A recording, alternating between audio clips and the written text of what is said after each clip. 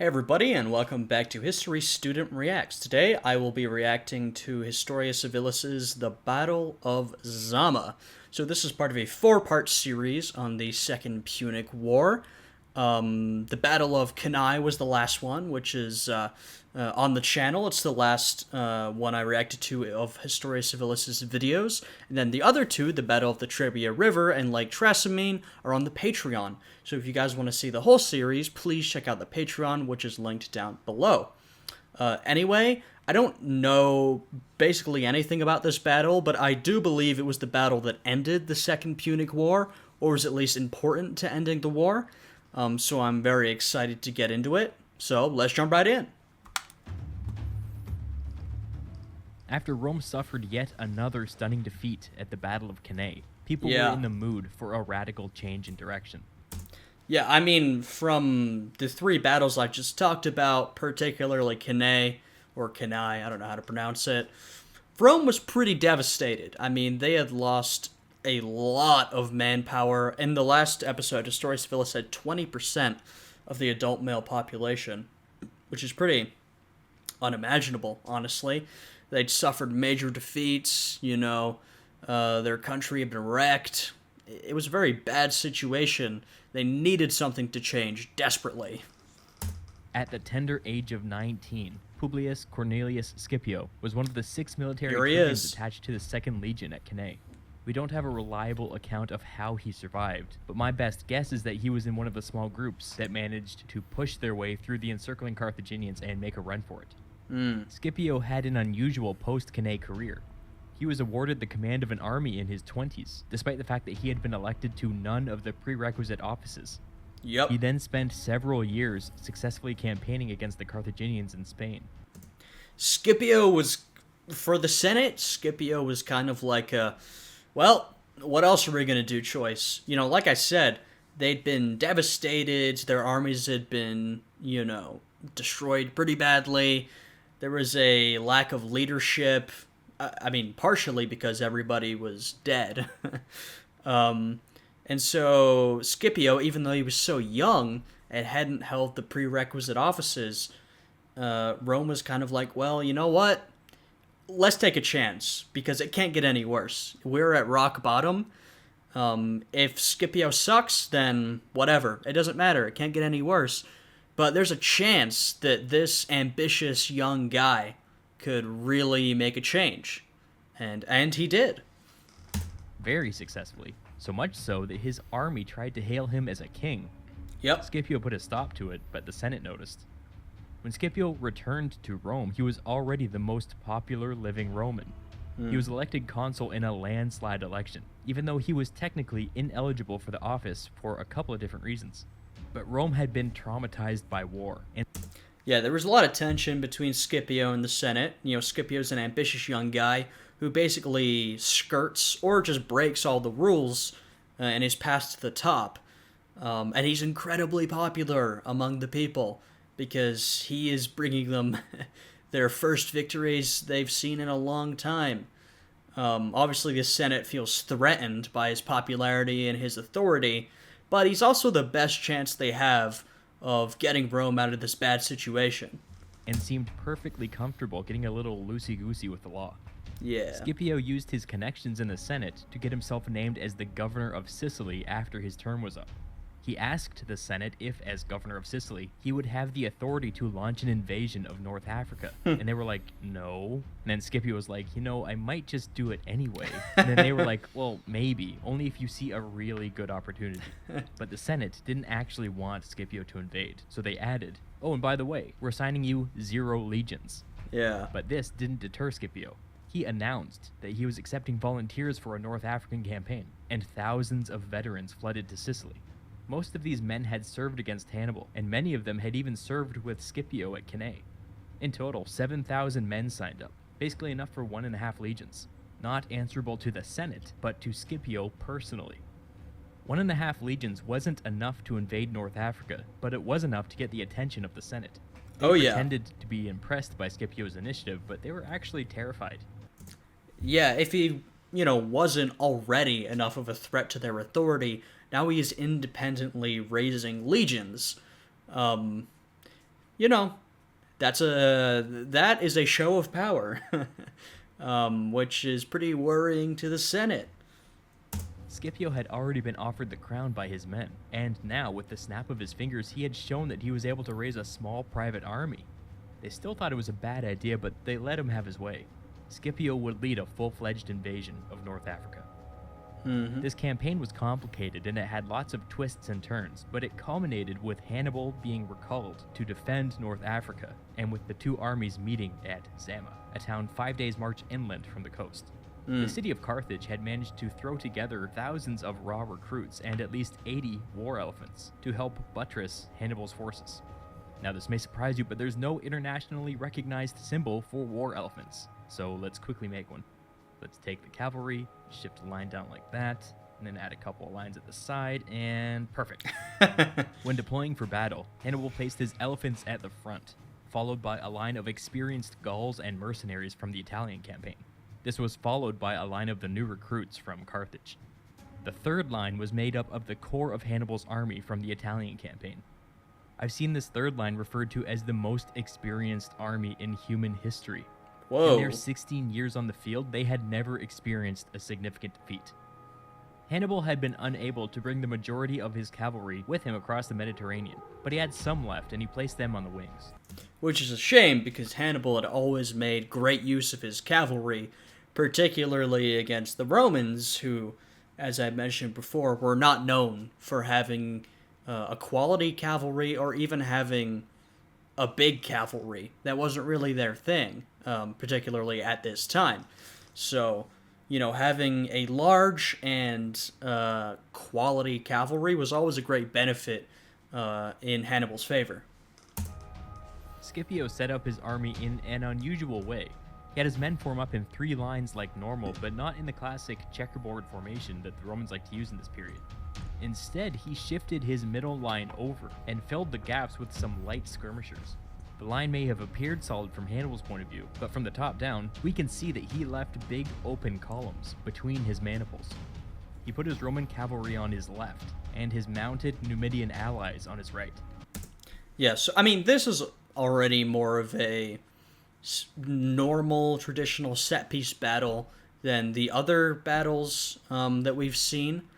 But, and I mentioned this in both the video on Kenai and the ones on Patreon, one of the issues the Romans had against Hannibal was that, Hannibal had so much vision and leadership, and he was able to direct his army and really maneuver and act efficiently, whereas the Romans really lacked that. Their army was disjointed, their infantry would push past the enemy, but then not know what to do.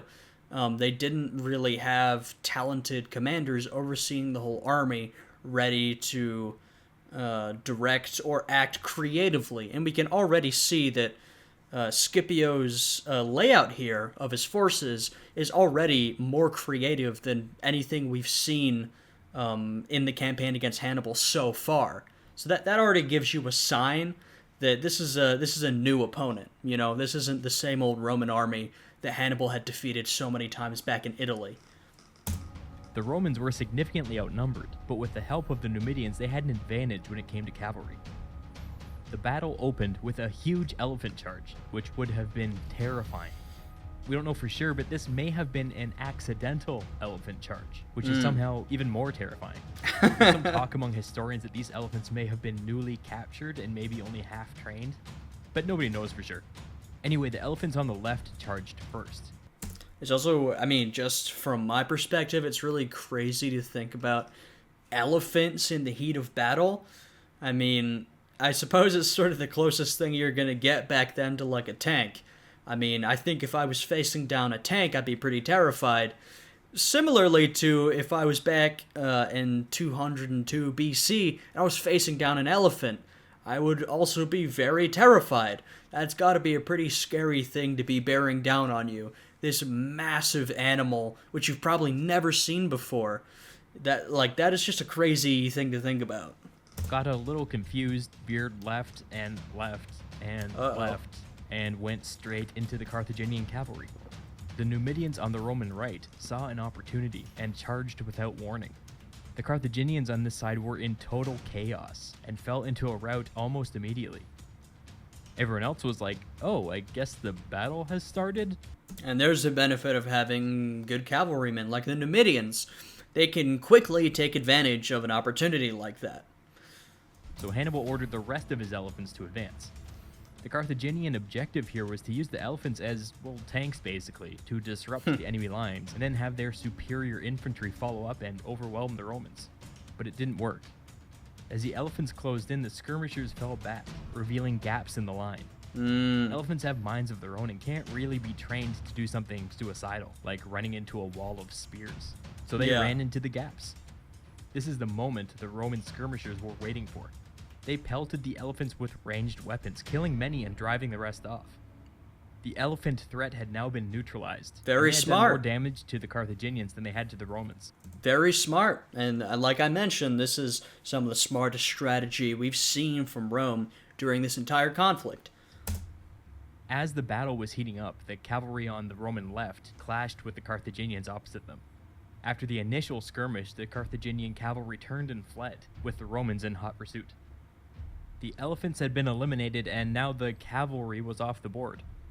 Now, Hannibal's 36,000 infantry faced off against Scipio's 23,000. Fortune had favored Rome in the first few clashes, but now that only infantry remained, it was becoming clear that Hannibal had the bigger and better army. Maybe this was all going according to his plan. Maybe the Romans were walking into another trap. Hannibal ordered his first two lines forward, keeping his elite third line in reserve. As the two sides met, the fighting was immediately intense. The mercenaries and Gauls on the Carthaginian side had a personal enmity towards Rome and fought like wild men. The Romans fought very conservatively at first, hiding behind their shields and just trying to survive the first wave of attacks. Then, after the enemy began to grow tired, the Romans slowly moved forward, slamming into the Carthaginians with their shields and forcing them to give ground. At this time, some of the mercenaries began to flee and were cut down by their own men. Not great for morale. No. The Carthaginian second line. See, we're already seeing, the elephants are gone, the cavalry's gone. In the past, during the Italian campaign, those were not the elephants, but, using things other than traditional infantry is what got Hannibal victories, effectively using his cavalry, using tactics to surround or ambush the Romans, not just this direct set-piece, line-on-line fighting. And while he does greatly outnumber the Romans here, as we can see, the Roman infantry, they're very well trained, they're very consistent. If there's one thing they're good at, the Romans, is, having this well-trained quality infantry that can just push and keep pushing. This is what they're good at. This is their thing, even though they are outnumbered. Line charged forward and stopped the Roman momentum. The fighting here dragged on for some time with many losses on both sides. The Roman first line was tore to shreds, and it wasn't until the second line moved up and reinforced them that the stalemate was broken, and the Romans continued their advance. Yep. Eventually, the Carthaginian second line was routed. These were new recruits, after all. They did pretty well to go toe-to-toe with the Romans for as long as they did. The Roman first line was in tatters. They had fought their way through two lines of Carthaginian infantry and had barely survived. All this time, the Carthaginian third line, the core of Hannibal's elite army, hadn't moved. Remember that Hannibal had started this battle with a significant numerical advantage, and had only used his weakest troops. The two armies were now roughly the same size, more or less, but the Romans had just basically fought an entire battle, while Hannibal's third line, the most experienced army in human history, had yet to even break a sweat. Scipio realized, maybe too late, that this was Hannibal's plan all along. He gave the signal and had his men fall back. The Carthaginians didn't move. The Romans took their time, caught their breath, and reformed their line. Instead of forming up in the normal three lines of attack, they repositioned themselves into one solid line, with the tattered first line in the middle, the blooded second line next to them, and the fresh third line at the wings. Weak center, strong wings, just like Hannibal used to do. Yep. Neither side had enough men left for any tricks or complicated maneuvers. The Romans just advanced directly into the waiting Carthaginian line, and it was a straight-up brawl. Yeah. Neither side gave an inch of ground. And that's what I'm saying. there was very little of Hannibal's traditional trickery or tactics in this battle. When it came down to it, it was pretty much just a straight up brawl, straight up man on man melee. Um, and while Hannibal did outnumber the Romans, and at moments, even at this moment, the Carthaginians, they have their well trained and experienced third line who have the energy to fight the Romans.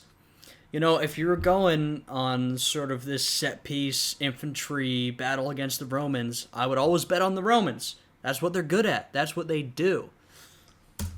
It was looking like it was going to be a stalemate until, oh my god, it's the Here we cavalry. go.